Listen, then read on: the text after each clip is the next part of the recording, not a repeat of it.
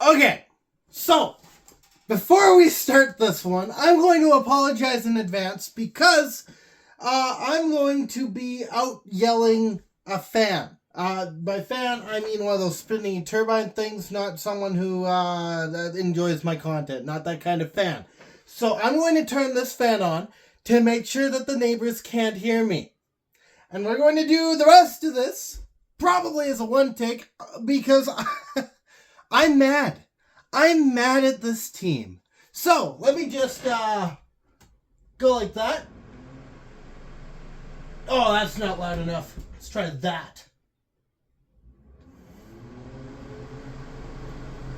Good enough. Okay. This is going to absolutely ruin the quality of my video, but at this point I don't care. I want to say stuff, and I don't want the neighbors to be coming over here with like police and whatnot because there's like some dispute going on or whatever. I don't need to be going to jail tonight. I've had a bad night as is because this game sucked.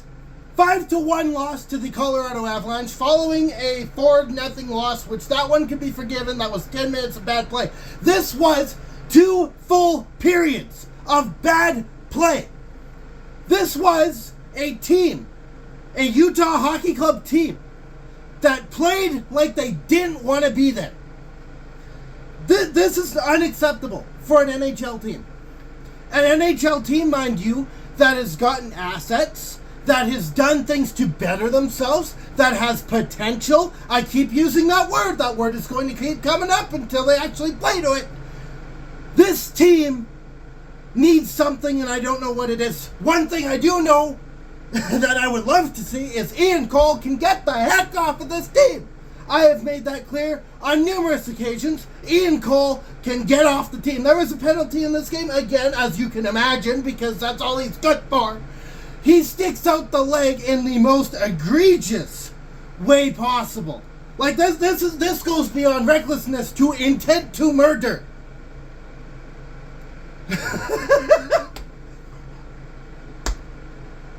Why did we pick him up? Why did we go and grab this player, which I could tell you from the playoffs that I saw last year, as well as once we actually did pick the guy up into this year? Why are we holding on to him? He sucks. He might have some good spurts of defense, but otherwise he sucks. He's reckless. He's not a good player if he spends all his frickin' time in the box. Whew. I'm not done. Oh boy. Kevin Stenlund. This goes into the emotion of the game, which I think was significantly lacking. Kevin Stenlund has the puck. He's on a breakaway. He is between the two circles pretty well at the hash marks if there was a third circle right in the middle.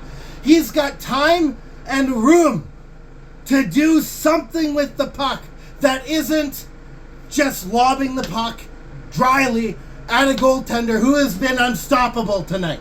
This is a goaltender that we faced. I don't think we faced him before, but we faced in earlier bits of this game. We put good shots at the net, unbelievably, and we know that this goaltender means business. So what does Kevin Stenlund do? He takes a shot from a mile away that's not going to go in a million years. Now, I can forgive that. Maybe he thought that he didn't have the room that he did. You want to know what just enrages me with this team? And it's been something I've wanted to talk about for a while, but it really came to a head tonight.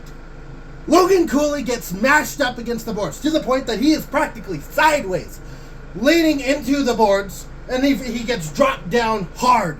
He is hit hard in such a way that, it's going to hurt.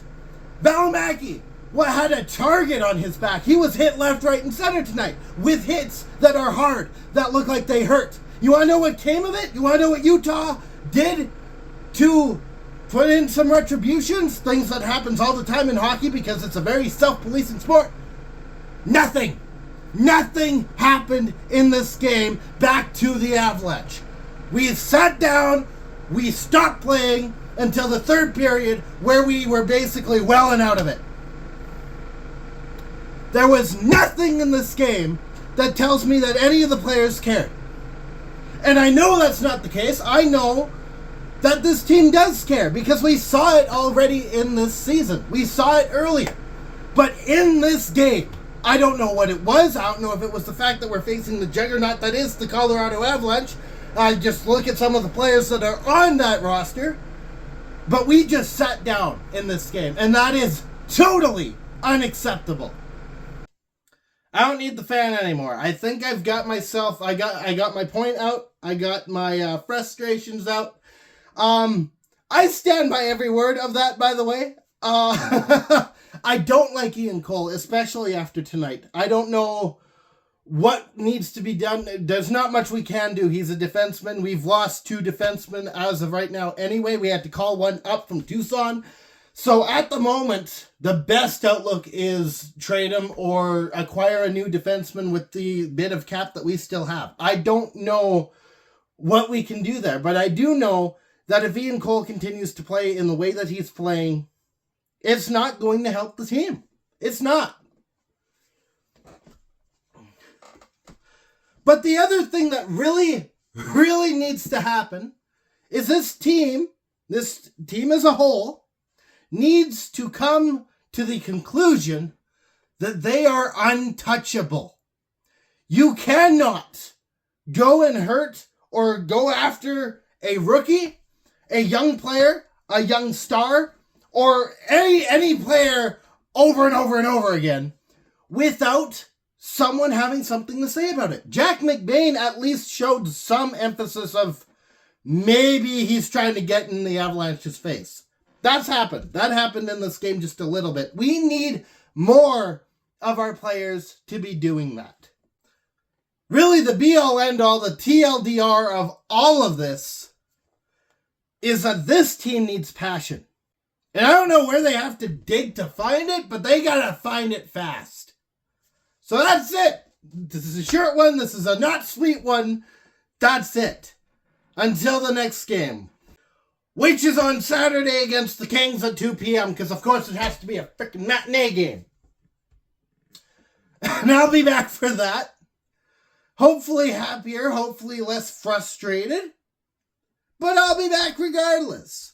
So, in the meantime, stay howling. Go Yotes, get it together. And I'll be back.